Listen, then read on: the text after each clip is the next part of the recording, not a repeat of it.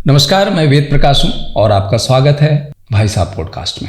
आज हम जिस विषय की चर्चा कर रहे हैं वह सौंदर्य से जुड़ा है, हमारे सौंदर्य बोध से, सौंदर्य के मानकों से और खूबसूरती से, ब्यूटी के स्टैंडर्ड्स की जो हम बात करते हैं।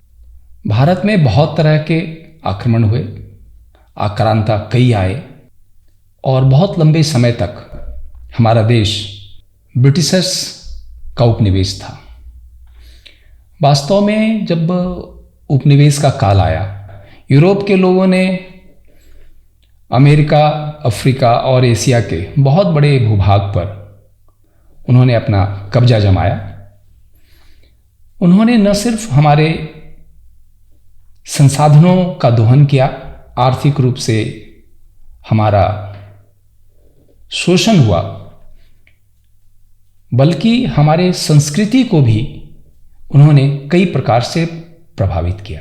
इसके पीछे जो उनकी मंशा थी कि वे अपने रेस के सुपरमेसी को स्थापित करें, अपना वर्चस्व साबित करें और अपनी संस्कृति और जाति को सर्वश्रेष्ठ प्रमाणित करने की कोशिश करें। हमारी संस्कृति उन सब से कई प्रकार से प्रभावित हुई और उनमें से एक विषय था सौंदर्य बोध। बाहर से आए लोगों ने सौंदर्य के अपने मापदंड, अपने प्रतिमान और मानक को हम पर थोपा और जो हमारे देश में भी यूरोप सेंट्रिक या यूरोप केंद्रित सौंदर्य के मानक एक समय के बाद स्वीकार किए जाने लगे। अब सुंदरता का आधार गोरा रंग हो गया था, नीली आंखें हो गई थी, सुनहरे बाल, शरीर सौष्ठव का यूरोपीय जो प्रतिमान था, जो भिन्न था उनके आनुवंशिक भिन्नता के कारण, लेकिन हमारे लिए वही मानक स्थापित हो गया। अभी हाल के भी वर्षों में ये उसी तरह से जारी रहा है और नए नए प्रयोग बीच में होते रहे, जिसमें से एक बार्बी डॉल का भी प्रचलन हम लोगों ने देखा है। प्राथमिक विद्यालय के बच्चों के साथ कभी एक प्रयोग किया गया था जिसमें उन्हें दो प्रकार की गुड़िया या डॉल्स दिए गए थे। एक गोरे रंग का सुनहरे बालों वाली गुड़िया थी और दूसरा सांवले वर्ण का काले बालों वाली गुड़िया। परिणाम जब पसंद करने के आधार पर देखा गया तो पाया गया कि सभी ने गोरे रंग वाली गुड़िया को पसंद किया। हालांकि अलग बात है कि वो बच्चे उसका कोई कारण नहीं बता सके, लेकिन इससे यह पता चलता है कि सौंदर्य का यूरोपीय प्रतिमान या मानक किस गहराई तक हमारे समाज में स्थापित हो चुका है।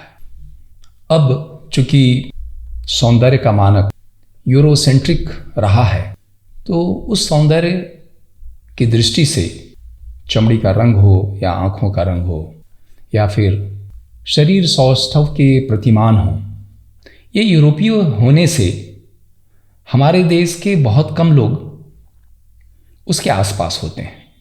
तो हमें जैसा दिखना है, हम जैसा दिखना चाहते हैं और जैसा है, उसमें गैप काफ़ी ज़्यादा होता है। इसके कारण एक असंतोष का भाव और एक तरह का तनाव या एक तरह की असुरक्षा की भावना घर करती है, जिसे दूर करने के लिए फिर हम नाना प्रकार के कॉस्मेटिक्स, सौंदर्य प्रसाधन का उपयोग करते हैं। हम प्लास्टिक सर्जरी तक कराते हैं और डाइटिंग के इस स्तर तक भी जाते हैं जो हमारे स्वास्थ्य के लिए घातक होता है। इन सब से जुड़े उद्योग, वो सौंदर्य प्रसाधन के हों या और इस तरह की जो भी चीज़ें हैं, प्लास्टिक सर्जरी, सभी के टेक्नोलॉजी और इन सब का सप्लाई के मूल में पश्चिमी देश हैं। तो इनका लाभ प्रमुखतः उन्हीं को मिलता है और हम उस प्रतिमान के करीब जाने के लिए बहुत बड़ी मात्रा में खर्च का बोझ उठाते हैं और हमारे देश की बहुत बड़ी राशि यूरोपीय देशों को और उनके मल्टीनेशनल कंपनीज को लगातार जाती है। आर्थिक और बाजार की दृष्टि से देखें तो जिस वस्तु की सप्लाई बहुत कम होती है उसकी कीमत बहुत ज़्यादा होती है। जैसे हम हीरा की बात करें, उसी तरह यूरोपीय मानक के आधार पे खूबसूरत और सुंदर लोग हमारे यहाँ बहुत कम हैं और ऐसे लोगों का चूँकि डिमांड बहुत है तो फिर इनका उपयोग फिल्मों में और मॉडलिंग में होता है और फिर इनको भी बाजार की संस्कृति में बेचने का काम होता है और एक अलग प्रकार की प्रतिस्पर्धा बनती है जिसका फ़ायदा बाजार की संस्कृति को मिलता है। कुछ ही लोग स्टार बनते हैं जो उन प्रतिमान को पूरा करते हैं, वो फिल्मों की बात हो या फिर मॉडलिंग की बात हो। चूँकि सौंदर्य भी हमारे समाज का एक महत्वपूर्ण घटक है, इसका उपयोग हमेशा से समाज में अपवर्ड मोबिलाइजेशन जिसको कहते हैं, समाज में ऊपर उठने के लिए भी होता रहा है और इसके कई दुष्परिणाम भी हमें देखने को मिलते हैं। जो लड़के आर्थिक दृष्टि से समाज में महत्वपूर्ण स्थान रखते हैं वे फिर उनका डिमांड ही क्या कहना कि हमें बिल्कुल यूरोप के मापदंड पे लड़कियां चाहिए और फिर ऐसे में बहू का ढूंढना, लड़कियों की शादी करना, इन सब चीज़ों में भी जटिलताएं बहुत बड़ी हैं और बात यहीं तक ख़त्म नहीं हो जाती है। विवाह के बाद भी बहू कितनी सुंदर है नहीं है ये भी कलह और पारिवारिक समस्याओं का एक महत्वपूर्ण कारण बना रहता है। चूँकि सुंदरता का कोई अंत नहीं है तो फिर इससे आधारित कलह का भी कोई अंत नहीं होता। प्रश्न है कि सौंदर्य का यूरोपीय मापदंड या मानक इतना समाज में स्वीकार कैसे हो गया? आखिर वे क्या कारक थे? हमारा शासक वर्ग वो उपनिवेश वाला हो या कोई भी हो, प्रभावशाली और ताकतवर होता है। हम उसकी नकल कर या उसके जैसे दिखने की कोशिश में हम उसके तरह होना चाहते हैं, उसकी नकल करते हैं। वह उसकी भाषा हो या फिर उसके जैसे पहनावे हों। हम कभी अंग्रेजी बोलते हैं, शर्ट पैंट को, कोट को अपना लेते हैं।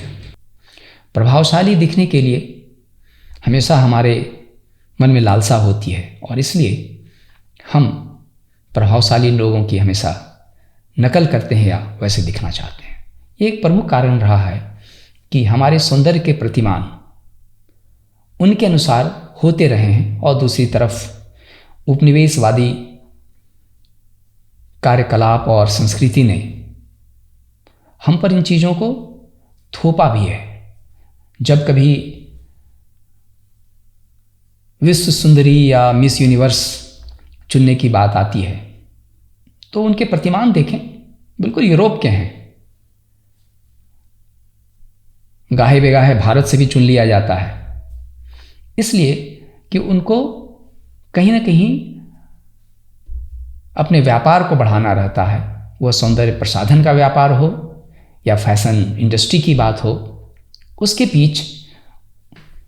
पीछे सिर्फ आर्थिक लाभ की बात होती है और प्रतिस्पर्धा बाजार की होती है। हम भले ही आनुवांशिक रूप से अलग हों और जन्म के बाद हम अपने जेनेटिक्स को बदल भी नहीं सकते हैं, फिर भी हम भरपूर कोशिश करते हैं कि यूरोप के लोगों की तरह दिखें, और इसके लिए विभिन्न प्रकार के सौंदर्य प्रसाधन की बात हो या फिर कॉस्मेटिक सर्जरी की बात हो, प्लास्टिक सर्जरी की बात हो, या फिर डाइटिंग, टैनिंग, इस तरह की बहुत सारी प्रक्रिया है जिससे हम कोशिश करते हैं अपनी लालसा को पूरा करने के लिए।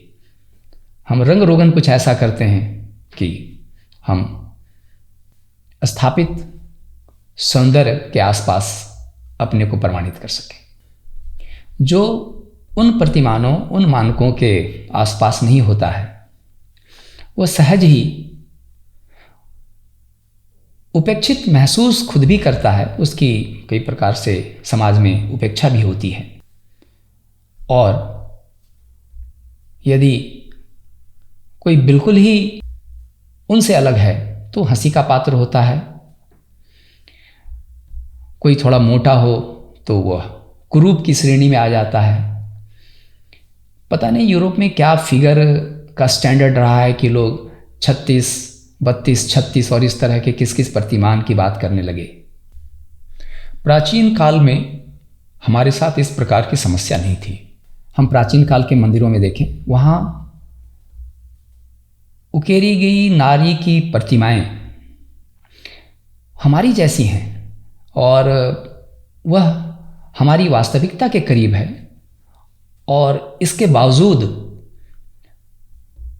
उनमें जो सौंदर्य बोध परिलक्षित होता है वह शरीर सौष्ठव की बात हो, केश विन्यास की बात हो, या फिर समृद्ध आभूषणों की बात हो। और ये उस काल में इस बारीकी से उकेरे गए हैं जब विश्व के दूसरे देश वो सोच भी नहीं सकते थे, और वो हमारे पसंगे के बराबर भी नहीं थे। उपनिवेशवादी संस्कृति ने जहाँ अपने को सुपर ह्यूमन बीइंग साबित किया और अपने संस्कृति को सर्वश्रेष्ठ स्थापित करने की कोशिश की, जिसमें सौंदर्य के प्रतिमान भी थे, उनके लुक्स कैसे वो दिखते हैं ये भी शामिल था। और इन सब के लिए उन्होंने सुनियोजित तरीके से विमर्श या नैरेटिव सेट किया, और एक लंबे समय के बाद वह हम भारतीयों के सर चढ़कर बोलने लगा। उन्होंने तो हमें वाइट मैन्स बर्डन कहा था, यानी गोरों पर हम भार थे, और इस भार को कम करने के लिए चर्चिल ने कृत्रिम अनाज की कमी पैदा कर लाखों भारतीयों को मरवाया था, जिसे हम बंगाल फेमिन के नाम से जानते हैं। इस परिस्थिति में कई विडंबनाएं और समस्याएं जो हमारे समाज को कमज़ोर करती रही हैं, उनमें से कुछ हैं। पहला तो ये कि उस प्रतिमान और उस मानक के करीब नहीं जाने के कारण आम लोगों में एक हीन भावना आती है, जिससे हमारा समाज कमज़ोर होता है। अधिकांश लोगों का यूरोपीय मापदंड की कसौटी पर खरा नहीं उतरने के कारण जो असुरक्षा की भावना होती है, उसके कारण हम बहुत बड़ी राशि उन गतिविधियों पे खर्च करते हैं जिससे हम वैसा दिख पाएं, और इसका पूरा का पूरा मुनाफा यूरोप के मल्टीनेशनल कंपनियों का होता है। अपना फिगर ठीक रखने के लिए न सिर्फ हम कई प्रकार के फिटनेस के क्लासेस करते हैं, बल्कि डाइटिंग को भी कई बार खतरनाक स्तर तक ले जाते हैं, जो हमारे स्वास्थ्य के लिए बिल्कुल ही हानिकारक होता है।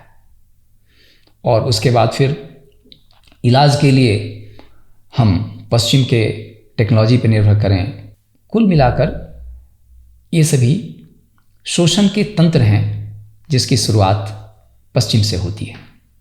बहू या पत्नी के उन मापदंडों पे सुंदर नहीं पाए जाने पर फिर कई प्रकार के पारिवारिक कलह भी पैदा होते हैं और जो लगातार हमारे समाज को कमज़ोर करते रहते हैं। समस्या के मूल रूप से इतनी बात है कि हम अपने स्व को भूलकर बाहर की सांस्कृतिक चीज़ों के पीछे जब भागते हैं तो हम कमज़ोर होते हैं, हमारे कॉन्फिडेंस का स्तर गिरता है और यह कभी हमारे राष्ट्र हित में नहीं है। हमें स्व को पहचानना होगा और हम किसी भी दृष्टि से, वह सौंदर्य की दृष्टि से ही क्यों ना हो, हम न किसी से कम थे और न किसी से कम हैं। भाई साहब, पॉडकास्ट में भाग लेने के लिए आपका बहुत बहुत धन्यवाद। कृपया हमारे चैनल को लाइक करें, सब्सक्राइब करें और शेयर करें।